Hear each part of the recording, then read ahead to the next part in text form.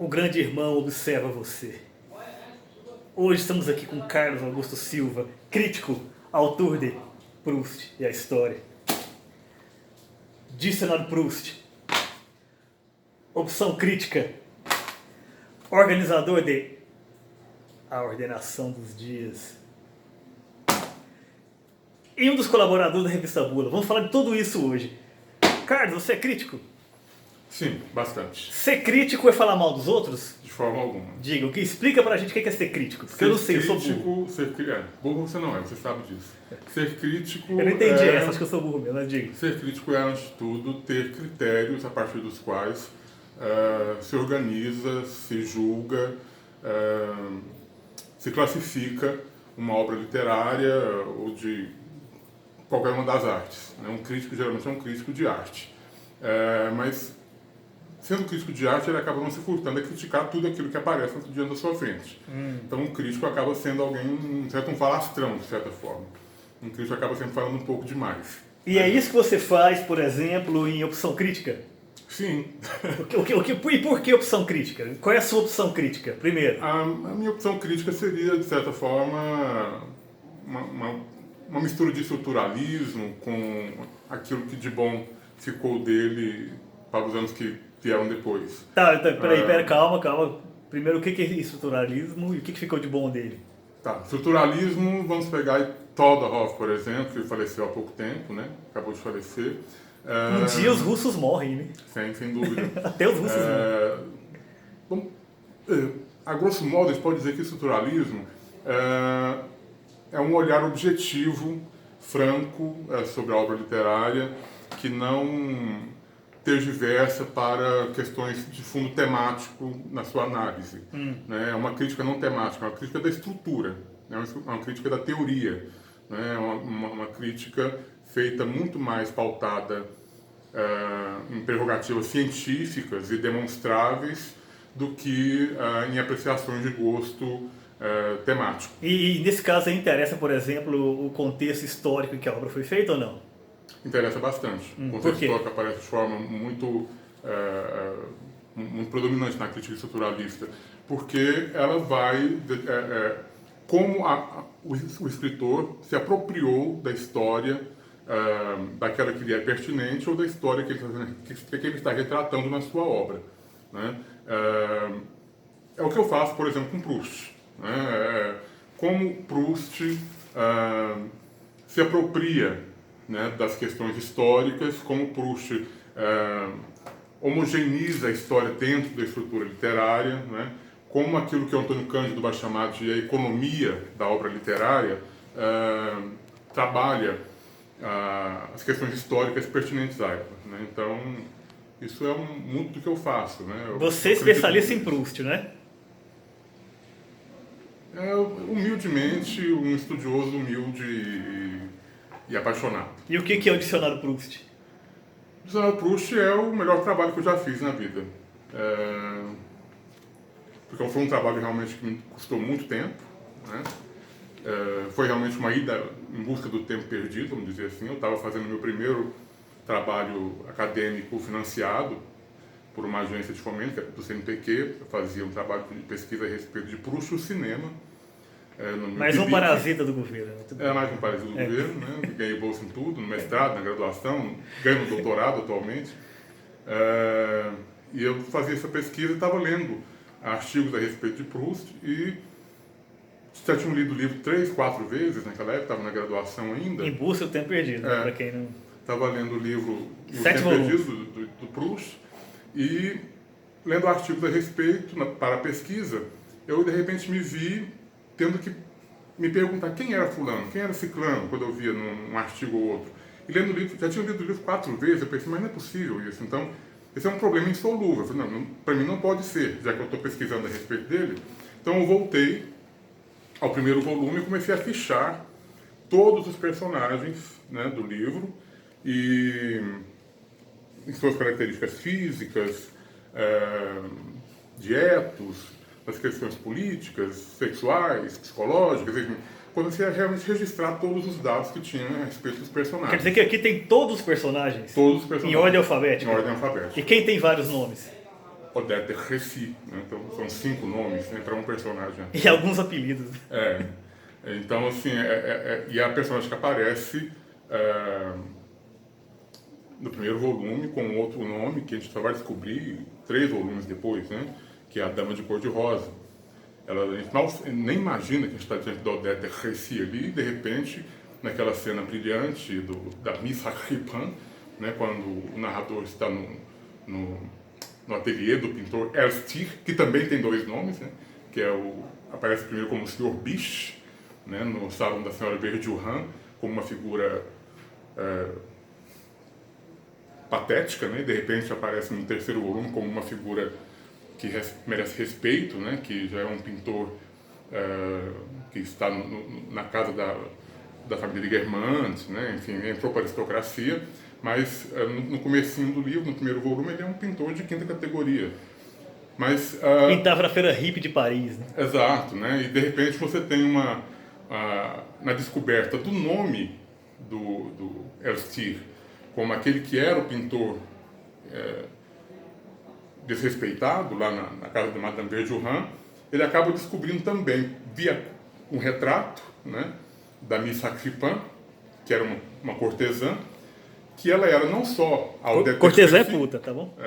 que ela era não só a Odette Em francês. de Récy, mas ela era também a Dama de Cor-de-Rosa, né, que é aquela prostituta que o tio Adolphe recebe na casa dele.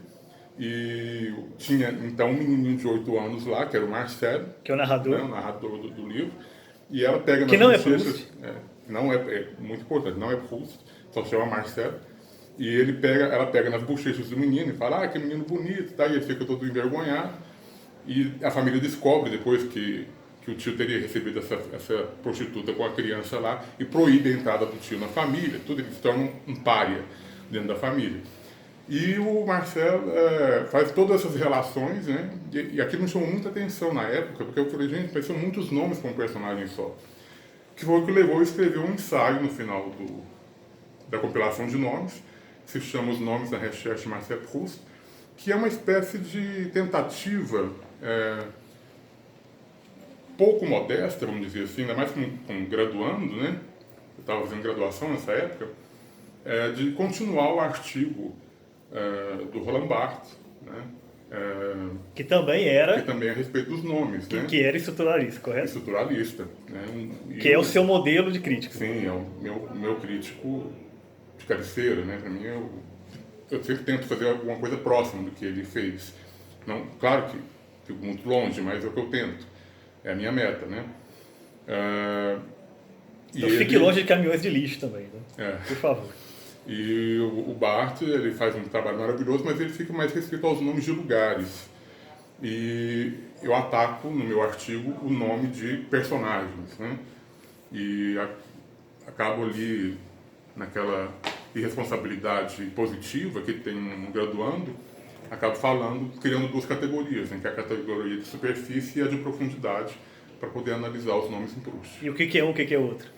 A de superfície é aquela que, por exemplo, com a qual ele vê o Bergotte, né, que é o escritor que faz a cabeça dele enquanto ele é menino, né, mais jovem. Então ele tem uma visão de superfície com aquele livro. Né? É só um nome numa capa de livro. Quando ele conhece o Bergotte, ele já começa a relacionar o livro, o nome que está na capa de livro, com aquela figura que ele está diante dela. E ele não consegue ver, né? O que mais o choque é isso. Ele não consegue ver naquela figura pálida, sem expressão, sem paixão pela vida, ele não consegue ver naquela figura o escritor que o encantou tanto. E depois, com o passar do tempo, ele começa a ver também que o escritor não era tão grande coisa assim. Né? Isso vai mudando também, o gosto literário dele vai mudando. Né? À medida que a percepção dele de realidade vai mudando também os gostos, tudo vai se alterando. Né? Então, começa a ter uma relação entre aparência e essência muito grande ali. Então, conhecer o escritor faz diferença nesse sentido. Então, você organizou este livro. O que é este livro? Esse livro foi um grande presente que eu recebi na minha carreira de estudante, de crítico, professor, quando o professor e poeta Heleno Godoy me convidou para... Deve estar ligando aqui, reclamando. Me convidou, deve estar reclamando. Me ligou para fazer o sua coletânea, né, do que seria um livro em homenagem aos 40 anos da sua carreira poética, né, um apanhado da sua carreira poética de 40 anos. Então, né, e em 2008. E eu peguei todos os livros com ele para ler e me vi diante de um trabalho muito difícil, porque se tem uma carreira poética na poesia goiana ou brasileira, até que tem um projeto assim, muito definido, é a carreira do Heleno Godoy, porque não há livro ruim na poesia do Heleno Godoy, né? Todos os livros são de uma harmonia, de um encaixe, de uma solidez muito grande. Então era muito difícil recortar alguma coisa desses livros e dizer, não, isso aqui é um pedaço, exemplar desse tal livro. Que foi o critério que eu acabei utilizando. Eu tenho que escolher algo que demonstre um pouco de cada um dos livros aqui. É a única saída que eu tenho, porque escolher o que é melhor, o que é pior, não tem como, porque todos são muito bons. Né? Inclusive, nós fizemos aqui uma entrevista épica com o professor Heleno, né? Não, dividida em duas, inclusive. É o maior poeta, da história da literatura goiana, sem dúvida nenhuma, um dos maiores poetas brasileiros contemporâneos. É aquilo que o Luiz Costa Lima disse, né, quando escreveu na Folha de São Paulo a respeito dele. Ele só não é conhecido no Brasil inteiro de maneira densa, assim, popular, né? Porque, infelizmente, no Brasil a gente vive uma ditadura cultural do eixo Rio-São Paulo. Né? Como ele não é do eixo Rio-São Paulo, acaba que fica menos divulgado do que merecia. Com certeza. Gosto se discute? Porque eu vi nesse texto que você colabora aqui com uma coletânea de artigos da revista Bula, né, em que você fala sobre isso, né? Preferência não se discute, né? Gosto sim, gosto exatamente. Se discute, né? Que é o título do artigo, inclusive. Preferência não se discute. Então, portanto, gosto se discute sim. Quem acha que não, está errado. Gosto é o que se discute. Né? Se não existisse discussão a respeito do gosto, não existiria teoria de arte nenhuma, de nenhuma das artes, haveria teoria para elas. Não haveria crítica profissional, formação profissional de um crítico de cinema, de literatura, de arte, seja lá do que for. Né? É porque o gosto é discutido. E todo mundo pensa que tem bom gosto e senso de humor, né? E segundo Descartes, também bom senso, né? Mas bom gosto é uma coisa muito difícil de se ter, bastante difícil. Até a pessoa que tem bom gosto, eu acho que eu costumo sempre dizer, quem tem bom gosto tem bom senso de dizer que não tem bom gosto sempre. Por exemplo, eu gosto de música, eu conheço muito pouco de música, não sou um especialista em música, eu gosto de músicas que eu sequer reconheço e assumo para todo mundo que gosto, porque eu sei que elas são ruins. Né? Mas eu gosto, fazer o quê? Elas falam comigo, elas dialogam com algum momento da minha subjetividade, da minha vida, da minha história, das minhas memórias. Então elas fazem parte daquilo que me constitui. Mas por isso elas são boas? De forma nenhuma. Né?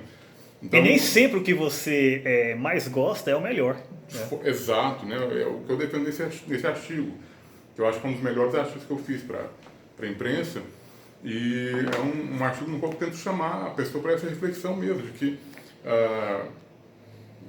o limite uma das partes que eu digo no livro é o limite dos nossos gostos, das nossas preferências, aliás, eles não podem ser o limite daquilo que é de humano, né? Daquilo que é mais importante para a história da humanidade.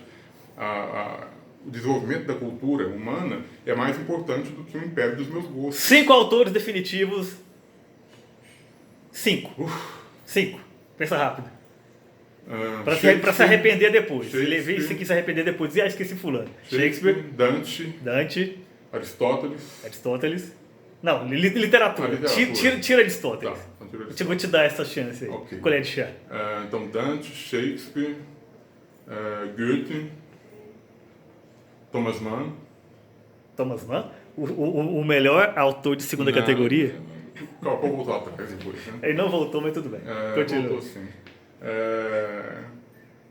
Thomas Mann e James Joyce. E Proust? Não precisa nem de eu falar, então por isso que eu não coloquei Proust. Não, já está tão ligado a Proust que... Tá, então é o seguinte, você já leu todos os livros do mundo? Todos esses livros aqui você já leu? Esse livro? Olha, assim, esse ano eu estou completando 20 anos de carreira docente. A primeira vez que eu entrei em sala de aula... Porque a lenda é isso, você leu todos os livros do mundo. Você e o Borges, né? E o Carpo. Eu sou um leitor. Só que você leu mais que você leu os que saíram depois que eles morreram, né? Não sei, né? Mas assim, eu sou um leitor realmente muito disciplinado, né? Sempre fui. Mas eu sempre costumo dizer que eu sou um leitor de literatura e daquilo que me interessa correlato à literatura. Então eu leio filosofia, eu leio história, eu leio política, mas eu sempre quis estar ligado a alguma coisa literária. Por exemplo, eu citei o Aristóteles, porque o Aristóteles foi o primeiro teórico e crítico literário, né? Então, não consigo me ver desligado do Aristóteles. O São Tomás de Aquino também é um exercício de argumentação e de pergunta e de resposta ali que é absolutamente genial e que aparece no Ulisses, por exemplo, naquele capítulo em que a narrativa é feita a partir de perguntas e respostas, né?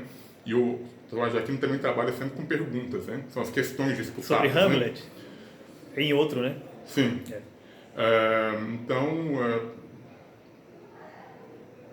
Não sei se li todos os livros do mundo, mas eu acho que eu li grande parte daquilo que interessa. Biblioteca de Babel. O que é Fadiga de Mallarmé?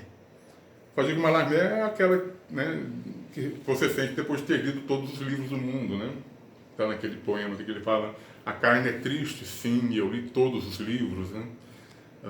A vida é triste, né? Existir é uma coisa triste, porque você sempre caminha na existência para a morte, e não adianta ter lido todos os livros, né? Você vai morrer do mesmo jeito. Então, a carne é triste, sim, e eu li todos os livros. Você leu todos os livros, vai morrer como quem não leu nada, não adianta nada. Olha só, todo mundo fala da questão da geração perdida, aquela coisa toda e tal, enquanto o Hemingway diz que toda geração é perdida, mas parecia uma festa.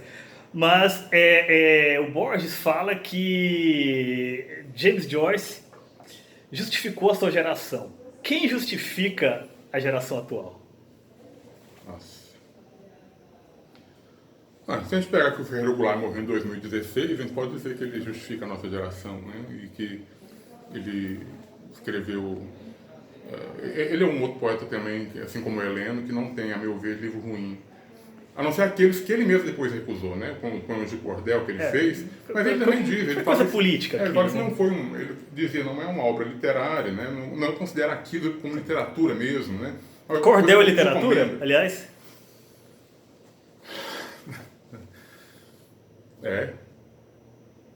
Como professor de literatura, eu tenho que dizer que sim. Letra de música é literatura?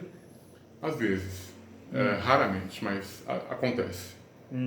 Rap, hip hop, essas coisas é literatura? De forma alguma. Por quê?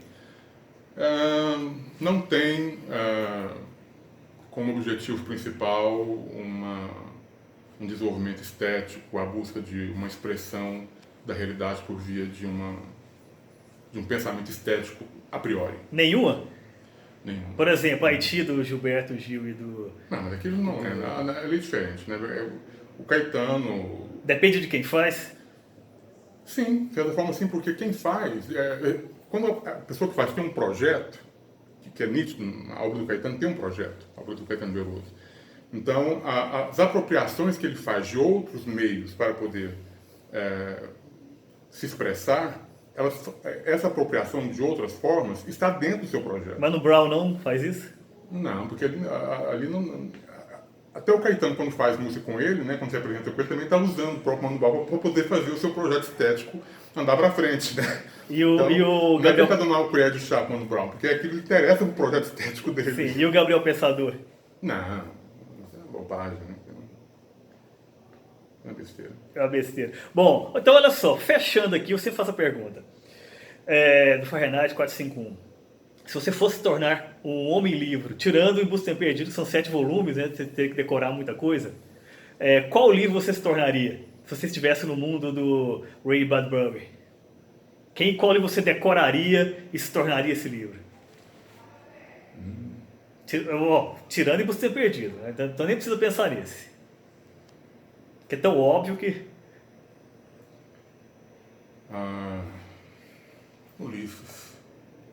Ulisses, sua contraparte. Sim, tá certo. Que deu aquela famoso encontro, né, que eles não falaram entre o Joyce e o Proust, que eles não falaram nada, né? Sim. Falamos mais do que eles, né? Então, sim. Entendi. Bom, então, vamos em busca do tempo perdido, correr atrás do tempo perdido. Até mais. Últimas palavras. São 20 anos esse ano, né, de sala de aula, e eu sou muito contente com a minha profissão, com aquilo que escolhi, que é falar de literatura em sala de aula, e tentar tornar o mundo uma coisa menos insuportável do que ele é, levando beleza e levando arte com reflexão para as pessoas. Muito bem, concordamos.